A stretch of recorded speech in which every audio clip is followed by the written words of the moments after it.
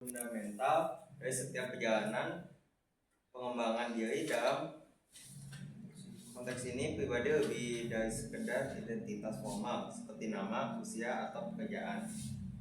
Sebaliknya ini ada tentang pemahaman yang mendalam dan otentik mengenai siapa diri kita sebenarnya.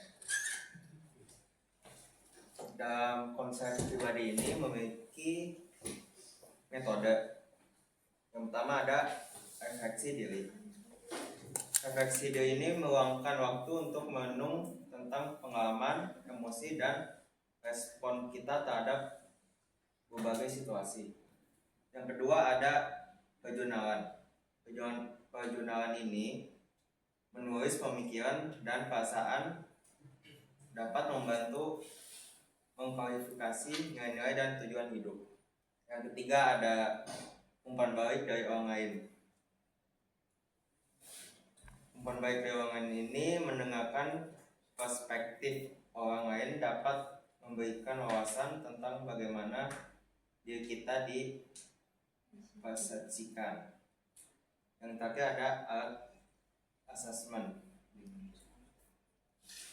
Alat ini seperti tes kepribadian seperti MBTI. Oke, sebentar. Nah, untuk bisa memberdayakan diri, kita perlu mengenali diri kita. Bagaimana mengenali diri kita? Kita tahu apa yang menjadi kepribadian yang kita miliki. Oleh sebab itu, kenali watak, karakter, kelemahan-kelemahan yang kita miliki, kekurangan-kekurangan apa yang ada dalam diri kita, sehingga kita memiliki gambar yang utuh terhadap pribadi yang kita miliki. Oleh sebab itu, kita bisa berupaya bagaimana secara terus-menerus dan berkesinambungan untuk meningkatkan diri kita dengan melakukan refleksi, yaitu perenungan diri terhadap, oh iya, saya sudah memasuki usia kuliah, sudah kuliah, apa ya refleksi diri saya? Nah, sejauh mana saya sudah berupaya untuk meningkatkan diri dalam spiritualitas, misalnya dalam ketekunan, dalam kerajinan, dalam upaya untuk menguasai ilmu pengetahuan, teknologi, dan lain sebagainya. Nah, untuk itulah kita harus bisa jujur terhadap keberadaan diri kita. Jangan pernah malu terhadap kekurangan. Kekurangan-kekurangan yang kita miliki ini bisa kita perbaiki secara berproses dan bertahap. Yang penting kita bisa mengetahui bagaimana pemetaan terhadap diri kita. Nah, seperti apa? Seperti tahu akan kekuatan, tahu akan potensi, tahu akan keahlian, tahu akan keterampilan yang kita miliki, sehingga dalam pemetaan diri, kalau kita sudah mengetahui kekuatan, potensi, keahlian, dan keterampilan, kita bisa berupaya untuk mengembangkannya. Lalu kita juga harus tahu dalam pemetaan diri apa yang menjadi kelemahan. Nah, seperti kelemahannya apa? Misalnya, Pak, saya punya teman kelemahannya apa? Bocor halus.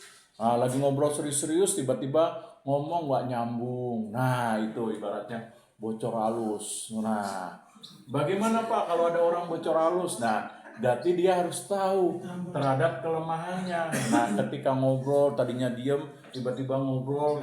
Nah, setelah didengerin sama teman-temannya, tiba-tiba kok nggak nyambung.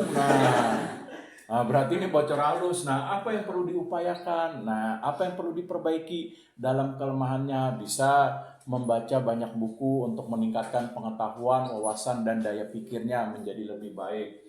Nah, lalu apa lagi kelemahannya? Antara lain, kelemahannya apa? Oke, misalnya kurang konsentrasi.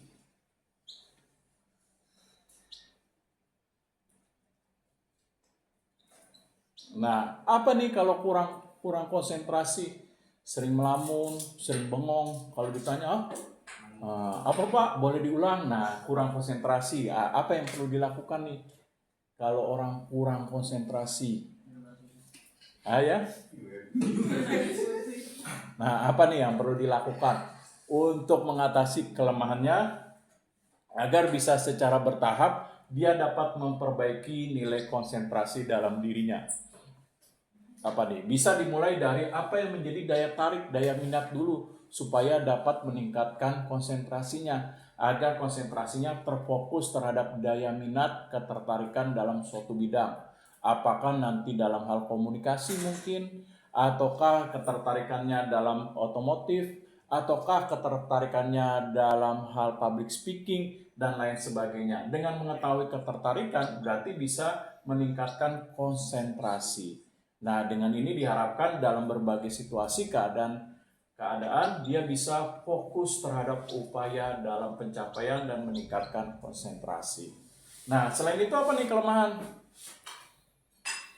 Kira-kira apa kelemahan yang perlu untuk diperbaiki dalam hal meningkatkan pemberdayaan agar mengenali keberadaan diri kita?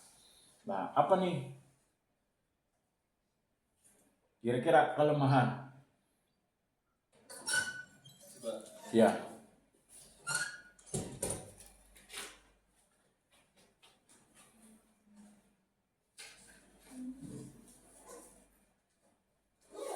Apa nih kelemahannya nih? Nah, ada yang mau ngasih pendapat? Apa kelemahan seperti kurang konsentrasi, bocor halus misalnya. Nah, apalagi nih kelemahannya? Oke, bisa kurang percaya diri. Nah, kalau orang kurang percaya diri itu apa? Berarti harus menanamkan mental yang kuat supaya dia percaya akan keberadaan dirinya. Keberadaan dirinya pasti baik, pasti membawa nilai, pasti membawa kebermanfaatan. Oleh sebab itu, dia harus memiliki mentalitas yang positif akan dirinya.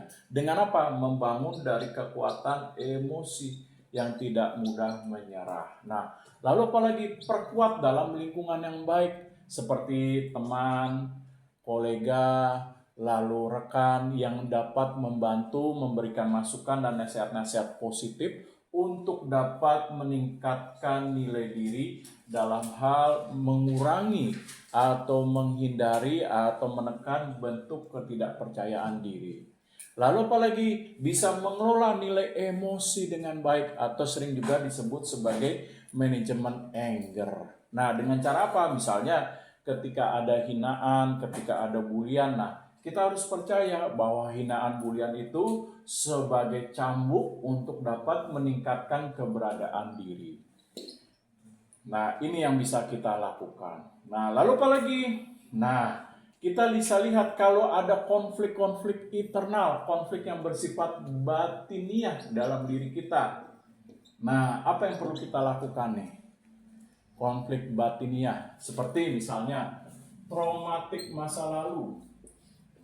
Traumatik misalnya di masa lalu atau di masa kecil atau pada saat remaja. Mungkin saya ambil contoh korban bully. Nah, mungkin korban pelecehan seksual. Mungkin, mohon maaf, lebih ekstrim lagi korban pedofilia.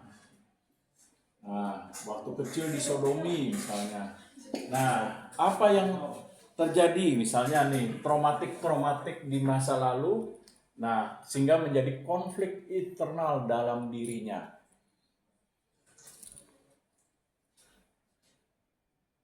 Nah, seperti contoh lagi, saya ambil contoh misalnya konflik internal menjadikan dirinya LGBT. Nah, lesbi, gay, biseksual atau transgender. Misalnya korban karena rayuan pacar. Nah, ternyata baru pacaran, maaf kata sudah melakukan hubungan yang dalam, tiba-tiba pacarnya ditinggal. Nah, padahal dijanjikan dikawinkan atau dinikahkan, ternyata kagak misalnya atau tidak, tapi ditinggalkan begitu saja. Nah, ini kan bisa traumatik, timbul kebencian. Nah, seperti misalnya korban dari laki-laki. Nah, dia bisa timbul kebencian. Semua laki-laki brengsek, jahat, anjing misalnya. Nah, apa yang terjadi kalau seperti itu? Nah, berarti kemungkinan dia akan menyebabkan LGBT. Nah, mulai tertarik terhadap sesama jenis. Nah, kalau terhadap hal itu terjadi dalam masa lalu yang belum berdamai terhadap konflik internal yang bersifat batiniah, apa yang perlu kita lakukan?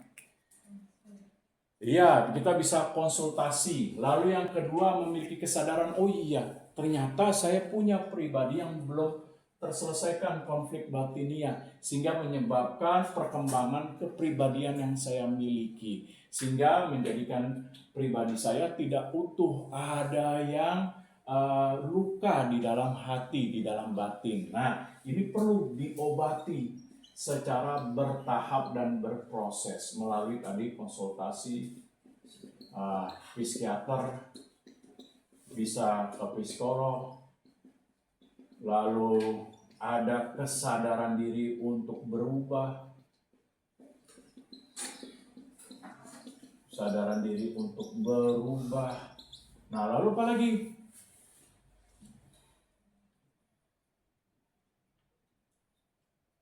Konsultasi psikolog, kesadaran diri berubah, lalu membangun dari mentalitas spiritualitas dan lain sebagainya.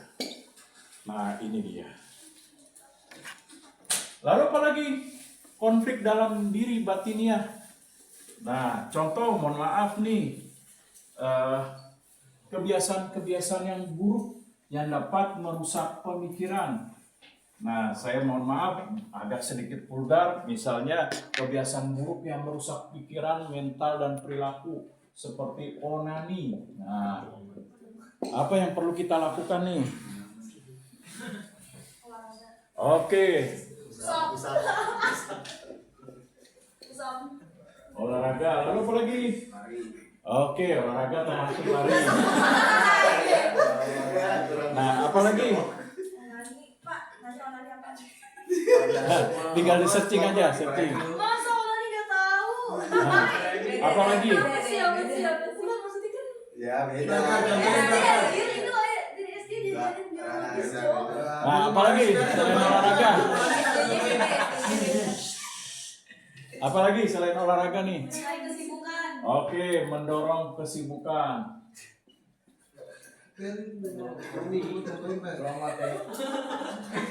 Punya pacar. Nah, dengan apa? Dengan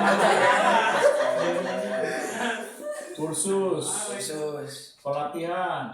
Nongkrong. Ngaji Pak, ngaji. Nah, lalu dengan Pendekatan. betul, dengan pergaulan yang baik. Nah, dengan ibadah dan lain sebagainya. Oke, bisa menjalankan hobi. Nah, jangan ditanya hobinya apa. Ini Pak. Susah kalau gitu mah nggak bakal berubah. Balik lagi. Iya, betul lagi. Olahraga apa? Oke, lanjut. Selanjutnya ada pemberdayaan diri. Menurut Bandura, efikasi diri dibangun dari 4 sumber utama, yaitu mastery experience. Pengalaman pribadi akan kesuksesan, terutama dalam menyelesaikan tugas-tugas sulit. Ini adalah cara paling efektif untuk membangun keyakinan diri.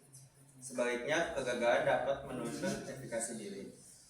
Yang kedua ada pengalaman vicarious. Melihat orang lain yang dianggap mirip dengan diri kita berhasil pada suatu tugas dapat meyakinkan kita bahwa kita juga memiliki kemampuan untuk mencapai tujuan serupa. Yang ketiga ada persuasi sosial. Persuasi sosial ini adalah dorongan atau dukungan verbal dari orang lain dapat meningkatkan efikasi diri. Namun peringatan atau disinsentif dari orang lain seringkali memiliki dampak yang lebih besar dalam menurunkannya. Yang keempat ada kondisi fisiologis. Respon tubuh dalam situasi stres seperti jantung yang berdebar, dapat mempengaruhi efikasi diri. Selanjutnya ada Nah, sebentar. Nah, kalau kita ingin memiliki konsep diri yang baik agar terjadi perubahan dalam diri untuk peningkatan diri terhadap kemampuan, keterampilan, keahlian, mental, dan kematangan emosi, maka kita harus memiliki maestri eksperimen. Yaitu apa? Menguasai nilai diri dengan baik sehingga memiliki pengalaman-pengalaman hidup yang baik. Dengan cara apa? Pertama, kita harus memiliki self improvement. Coba kalian cari apa itu self improvement.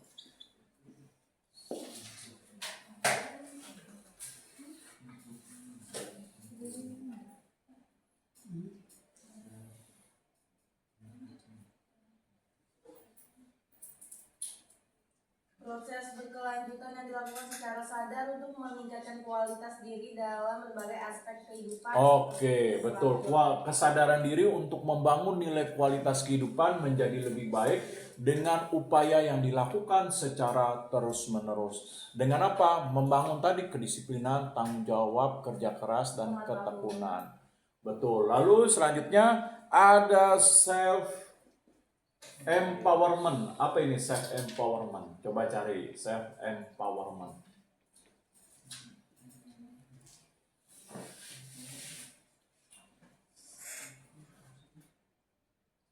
Pemberdayaan diri, Pak. Oke, upaya untuk meningkatkan kualitas diri dengan cara pendekatan, metode agar terjadi peningkatan diri atau pemberdayaan diri secara berkelanjutan. Nah, dengan cara apa tadi? Bisa ikut seminar, bisa ikut kursus, bisa ikut pelatihan dengan memanfaatkan kemajuan teknologi informasi, mencari informasi yang berguna bagi peningkatan diri seperti motivasi dari orang-orang yang terkenal dalam mencapai keberhasilan, lalu juga bisa menggunakan internet untuk misalnya mencari di YouTube video-video yang berisikan meningkatkan nilai motivasi diri dan lain sebagainya. Nah, lalu ada self actualization diri, apa itu?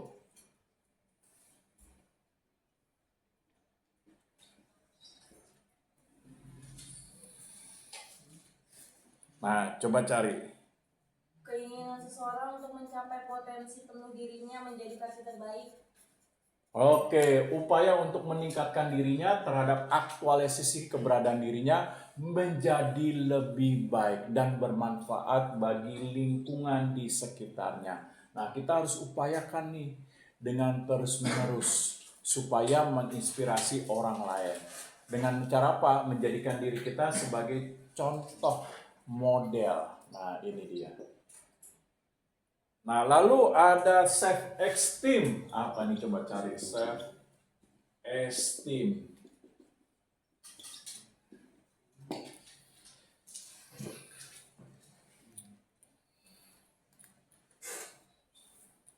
Harga diri, yaitu cara seseorang menilai, menghargai, dan mencintai dirinya sendiri. Oke, bagaimana cara seseorang untuk menghargai keberadaan dirinya, mencintai terhadap dirinya, agar tidak mudah menyerah, putus asa, kecewa terhadap permasalahan dan tantangan-tantangan yang dihadapi dalam hidup atau permasalahan dalam hidup. Nah, harus punya self esteem, dorongan yang kuat akan keberadaan dirinya. Dengan apa tadi? Dengan cara misalnya konsul psikolog, membangun dengan nilai spiritualitas, membangun keyakinan diri yang kuat, dengan mentalitas dari kerajinan, ketekunan, dan lain sebagainya. Lalu apalagi? Nah, bisa dengan ada di lingkungan yang baik. Nah, di mana lingkungan yang baik itu bisa memberikan semangat, dorongan. Nah, untuk memiliki kepercayaan diri yang kuat, bisa dari orang tua, teman, sahabat, dan lain sebagainya. Nah, lalu ini menjadi nilai pengalaman yang akan berharga untuk menumbuh kembangkan nilai diri agar potensi motivasi diri dapat terus-menerus ditingkatkan sehingga kita mengenali apa kekuatan-kekuatan yang kita miliki untuk membangun dalam kemampuan, keterampilan, dan keahlian. Nah, lalu kondisi sosial. Nah, seperti apa kondisi sosial? Berarti kalau seseorang ingin memberdayakan dirinya, memiliki gambar diri yang baik dan benar, berarti harus apa nih? Adanya persuasi sosial. Seperti apa? Miliki keberadaan diri dalam lingkungan yang sehat. Serta apa? Serta memiliki kemampuan dalam memfilter, menyaring berbagai hal-hal yang tidak memberikan manfaat, baik itu informasi dan lain sebagainya. Nah, lalu kondisi psikologi, bagaimana nih kondisi psikologi? Namanya manusia pasti pernah mengalami pada saat mulai bosan, jenuh, kecewa, stres, putus asa, lalu merasa sia-sia perjuangan saya dan lain sebagainya. Nah, ketika kondisi kejiwaan hal itu terjadi, berarti perlu apa? Perlu upaya dalam merefleksikan diri dan mencari bentuk ketenangan diri. Nah, bagaimana caranya? Ada berbagai upaya yang bisa kita lakukan. Main Roblox. Hah? Main Roblox. Oh, boleh main Roblox misalnya. Lalu apa lagi? Hah? Oh ya, oke, menjalankan hobi. Lalu apa lagi? Merawat diri. Oke, melakukan perawatan diri. Boleh untuk menenangkan diri, misalnya pergi ke spa. Nah, spa yang benar ya, tapi jangan spa yang plus, spa yang benar. Lalu apa lagi? Nah, melakukan message yang benar, yang tepat. Nah, bisa. Lalu traveling yang benar juga, jangan traveling ntar ngajak om-om lagi. Nah, lalu apa lagi? Nah, bisa tadi dengan yoga, meditasi. Nah, lalu istirahat yang cukup, betul. Istirahat yang cukup. Nah, lalu kita bisa meluangkan waktu, misalnya Islam, sholat tahajud selain sholat wajib 5 waktu. Yang Kristen jangan lupa ke gereja. Nah, dan lain sebagainya.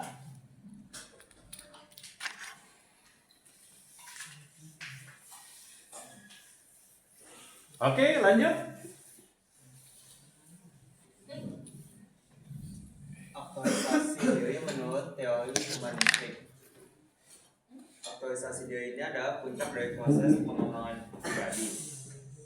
Dan juga aktualisasi diri didefinisikan sebagai keinginan individu untuk menjadi diri sepenuhnya, yaitu dengan mewujudkan semua potensi dan kapasitas yang dimilikinya secara penuh. Hal ini menunjukkan bahwa aktualisasi diri adalah sebuah tujuan jangka panjang yang dinamis, bukan sekedar titik akhir statis yang dicapai setelah semua persyaratan terpenuhi secara sempurna. Oke, ingat sebagai pribadi manusia bisa mengalami sebuah nilai perubahan dari siklus kehidupan yang dijalankan. Contoh seperti pada masa anak, pasti aktualisasinya berbeda ketika tumbuh menjadi remaja, ketika tumbuh menjadi dewasa, ketika nanti sudah menjadi orang tua, pasti aktualisasi diri mengalami perubahan. Nah, agar aktualisasi diri baik untuk jangka panjang dalam fase kehidupan yang dijalankan manusia, apa yang perlu dilakukan tadi?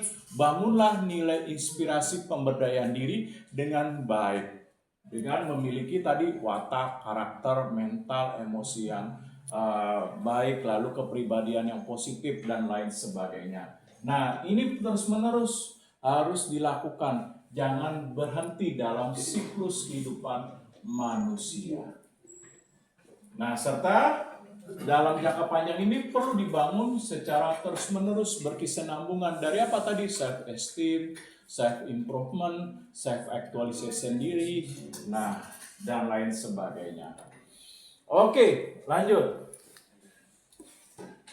Karakteristik individu yang beraktualisasi diri. 1. Penerimaan diri. Mereka mampu menerima diri, mereka apa adanya, termasuk kelebihan dan kekurangan tanpa rasa malu atau bersalah. 2. Kemandirian atau autonomi. Individu ini tidak terlalu memikirkan pandangan orang lain dan merasa nyaman dengan kesendirian. 3. Berpusat pada masalah. Mereka memiliki etos kerja dan rasa tanggung jawab yang tinggi, serta fokus pada pemecahan masalah yang melampaui kebutuhan pribadi. 4. Kreativitas. Kreativitas adalah ciri yang hampir selalu ada pada orang yang beraktualisasi diri. 5. Menghargai proses. Mereka tidak hanya berfokus pada hasil akhir, tetapi juga menghargai setiap proses dan pengalaman yang dilalui dalam hidup. 6. Hubungan interpersonal yang mendalam. Meskipun menghargai kesendirian, mereka mampu membangun ikatan yang intim, mendalam, dan penuh kasih sayang dengan orang lain. Oke, nah inilah upaya untuk pemberdayaan diri menjadi pribadi yang berguna dan bermanfaat serta memiliki kebermanfaatan dalam lingkungan. Itu apa? Nih penerimaan gambar diri. Ingat bahwa setiap manusia pasti ada kelebihan. Nah, kelebihan kita tingkatin, kekurangan ya kita harus perbaiki. Jangan merasa malu. Nah, kalau memang kekurangan-kekurangan itu tidak menimbulkan suatu kerugian bagi orang lain ataupun memberikan dampak negatif terhadap kepercayaan atau religi yang kita miliki. Nah, lalu kemandirian yaitu apa? Nah, kita harus memiliki kemandirian yang kuat dalam keberadaan diri kita untuk membangun harapan.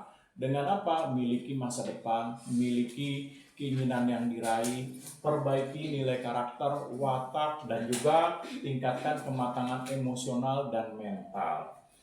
Nah, lalu apa lagi? Berpusat pada masalah. Artinya apa? Artinya kalau kita tidak meraih suatu impian, berarti kita harus memiliki upaya dalam evaluasi diri. Apa yang menjadi kekurangan saya, hambatan saya, sehingga saya sulit untuk meningkatkan nilai diri. Apakah dari semangat yang mundur, atau kedisiplinan, atau dari ketekunan, atau tidak memiliki semangat berprestasi. Nah, ini perlu kita ketahui apa yang menjadi kelemahan diri kita untuk kita upayakan dalam memperbaiki.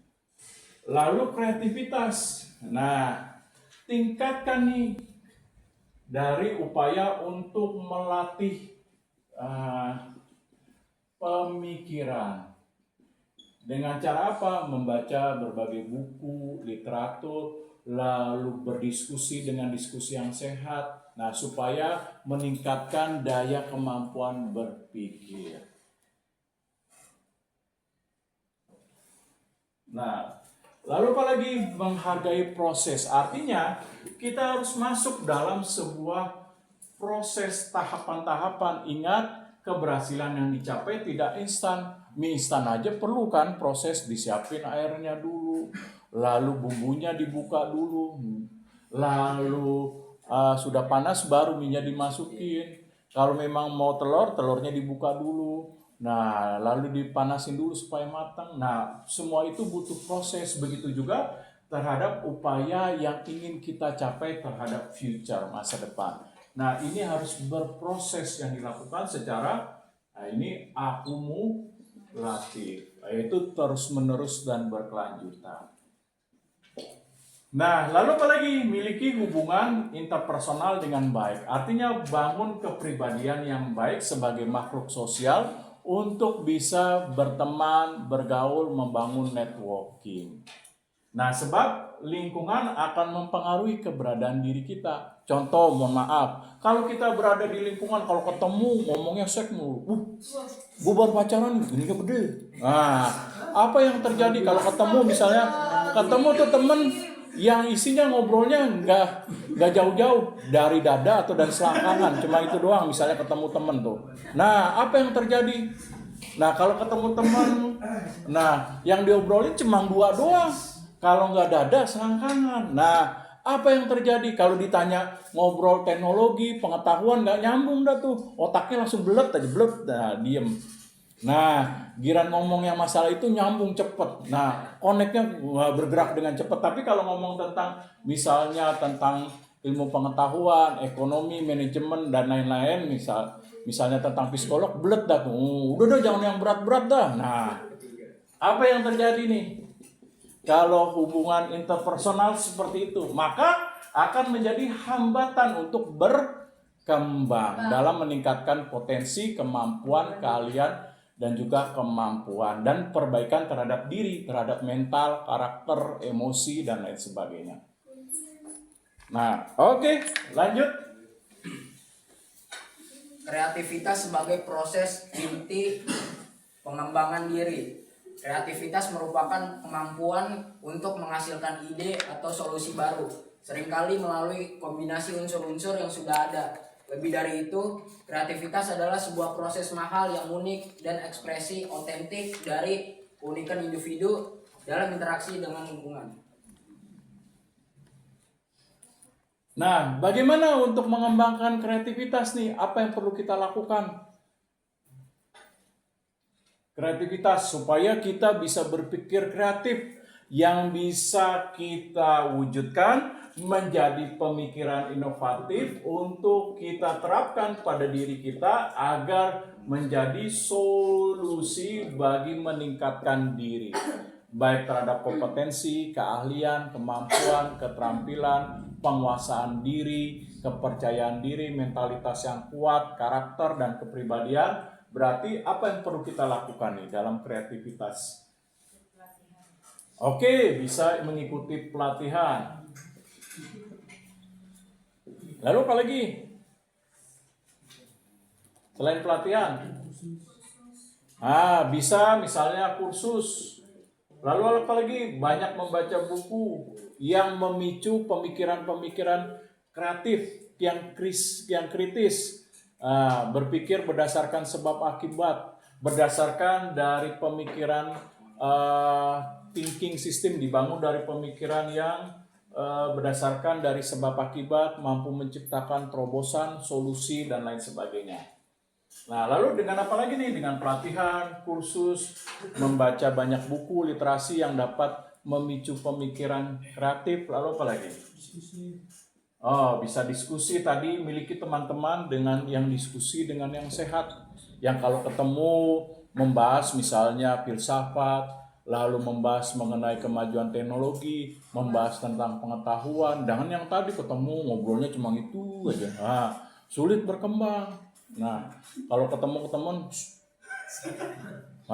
dengan bangganya dia cerita lagi. Habis buat dosa, kadang anehnya bangga. Gue malam minggu habis beginian dong. Bangga lagi cerita tuh, aduh. Habis itu cerita ke teman-temannya. Habis itu, gue bisa kuat lagi lama. Nah, udah dah. Nah, oleh sebab itu harus juga berada dalam lingkungan yang sehat. Supaya bisa meningkatkan nilai kreativitas berpikir. Dalam apa? Mendorong solusi, lalu menemukan terobosan, dan lain sebagainya. Oke, lanjut. Nah, sebelum kesimpulan coba dari belakang. Apa tuh kesimpulannya? Satu saja.